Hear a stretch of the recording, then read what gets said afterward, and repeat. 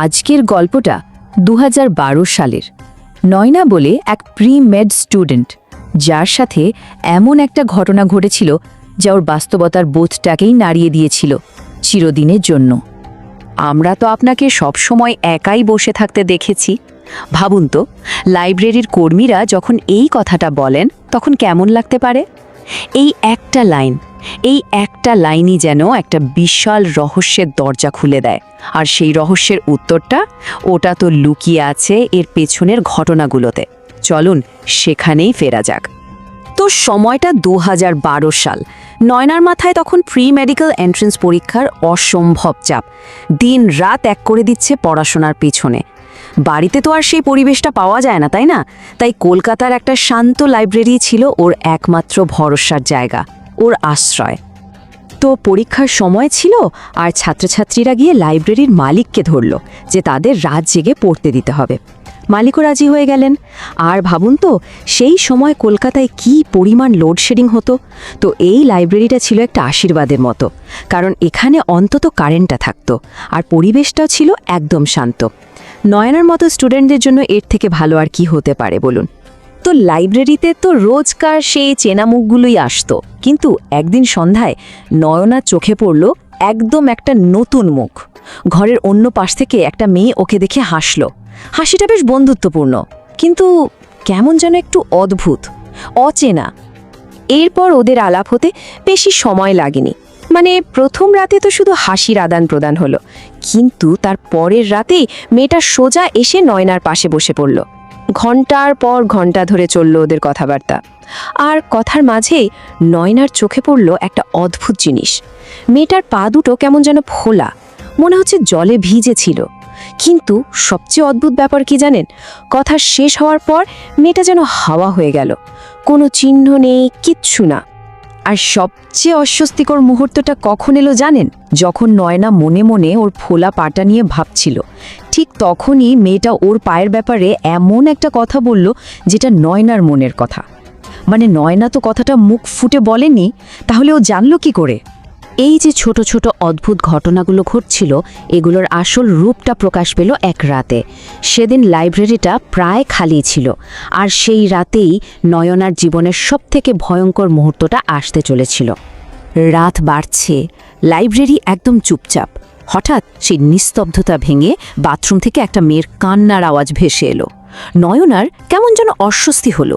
ও দেখতে গেল, গিয়ে দেখে কিচ্ছু না, বাথরুমটা একদম ফাঁকা, কেউ নেই। আচ্ছা, কিছুক্ষণ পর কান্নার শব্দটা আবার শোনা গেল, কিন্তু এবার শব্দটা আসছে একদম পাশ থেকে। নয়না চমকে তাকিয়ে দেখে ওর সেই নতুন বন্ধুটা ডেস্কের ওপর মাথা রেখে কাঁদছে। স্বাভাবিকভাবেই নয়না ওকে সান্ত্বনা দিতে গেল। যেই না ওর দিকে হাতটা বাড়িয়েছে, অমনি মেয়েটার চুলগুলো একপাশে সরে গেল। আর যা দেখল, উফ, ওর পায়ের মতোই ধবধবে সাদা চামড়ার একটা ভয়ঙ্কর অমানবিক মুখ। এটা দেখার পর আর কি এক মুহূর্ত থাকা যায়? নয়না দিগ্বিদিক জ্ঞানশূন্য হয়ে দৌড় দিল লাইব্রেরি থেকে। আর ওর পেছন থেকে তখন একটাই কথা ভেসে আসছে, আমি ফেল করব। এই ধাক্কাটাও আর নিতে পারেনি, বাইরে গিয়েই জ্ঞান হারায়। জ্ঞান ফিরল বাড়িতে, কিন্তু যা ঘটেছে তারপর তো নিজের মাথা ঠিক আছে কিনা সেটাই তো সবথেকে বড় প্রশ্ন। নয়না কি পাগল হয়ে যাচ্ছে? এসব প্রশ্নের উত্তর খুঁজতে ও ঠিক 1 সপ্তাহ পর আবার সেই লাইব্রেরিতে ফিরে গেল। আর লাইব্রেরিতে গিয়েই ওর পুরো দুনিয়াটা ওলটপালট হয়ে গেল, কারণ ওর মনে আছে ও একটা নতুন বন্ধুর সাথে দিনের পর দিন পড়াশোনা করেছে, গল্প করেছে। কিন্তু লাইব্রেরির রেকর্ড, সিসিটিভি ফুটেজ, এমনকি অন্য স্টুডেন্টরা সবাই বলছে নয়না নাকি ওখানে সবসময় একাই বসতো, একটা খালি চেয়ারের সাথে কথা বলতো। ভাবা যায়? মানে সব প্রমাণ যেন ওরই বিরুদ্ধে কথা বলছে। অন্য স্টুডেন্টদের জিজ্ঞেস করা হলো, ওরা বলল নয়নাকে একাই দেখেছে। সিসিটিভি ফুটেজ চেক করা হলো, সেখানেও নয়না একা শূন্যে কথা বলছে। আরে এন্ট্রি রেজিস্টারেও তো কোনো নতুন মেয়ের নাম নেই। তার মানে সব কিছুর একটাই ব্যাখ্যা, মেয়েটা শুধু নয়নার কল্পনাতেই ছিল, আর কোথাও না। কিন্তু গল্পটা এখানেই শেষ হলে তো হতো। ভয়টা শুধু লাইব্রেরিতে আটকে থাকলো না। এক রাতে সেই জিনিসটা নয়নার শোবার ঘরের জানালার বাইরে এসে হাজির হলো। এই ঘটনার পর নয়নার পরিবার বুঝতে পারল যে এটা সাধারণ কোনো ব্যাপার না, এটা নির্ঘাত কোনো আধ্যাত্মিক সমস্যা। তাই তারা সাহায্য চাইল, আর নয়নাকে রক্ষা করার জন্য 3টে উপায়ও বাতলে দেওয়া হলো। যার কাছে সাহায্য চাইতে যাওয়া হয়েছিল সে পণ্ডিত মশাই একটা বেশ অন্যরকম ব্যাখ্যা দিলেন। ওনার মতে কিছু মানুষ নাকি একটা আলাদা ভাইব্রেশনাল ফ্রিকোয়েন্সিতে থাকে, মানে এমন একটা স্তরে যেখানে তারা এমন কিছু দেখতে বা অনুভব করতে পারে যা সাধারণ মানুষ পারে না।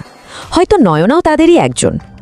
তো এই সব কিছুর পর সেই আত্মার আসা যাওয়া তো বন্ধ হয়ে গেল, কিন্তু এই যে ভয়ঙ্কর অভিজ্ঞতাটা, এটা নয়নার মনে একটা গভীর দাগ কেটে দিয়ে গেছে, একটা স্থায়ী ছাপ। ঘটনার পর আজ 13টা বছর কেটে গেছে, কিন্তু আজও সেই মুখটা, সেই গলার আওয়াজটা নয়নার মনে একদম টাটকা, স্পষ্ট। তবে সবচেয়ে বড় যে ক্ষতটা রয়ে গেছে সেটা হলো একটা প্যারানয়া, একটা ভয়। আজও যখন নয়না কোনো নতুন মানুষের সাথে মেশে, ওর মনের ভেতর একটা ঠান্ডা স্রোত বয়ে যায়, একটা সন্দেহ জন্মায়। আর এই সন্দেহটাই ওকে সারা জীবন একটা প্রশ্ন করতে বাধ্য করে, ওর প্রত্যেকটা নতুন সম্পর্ককে তাড়া করে বেড়ায়। প্রশ্নটা হলো, এই মানুষটা কি সত্যি, নাকি এও সেই আত্মার মতোই কেউ? এই যে একটা ভয়ঙ্কর অনিশ্চয়তা, এটা হয়তো কোনো দিনই নয়নার জীবন থেকে যাবে না।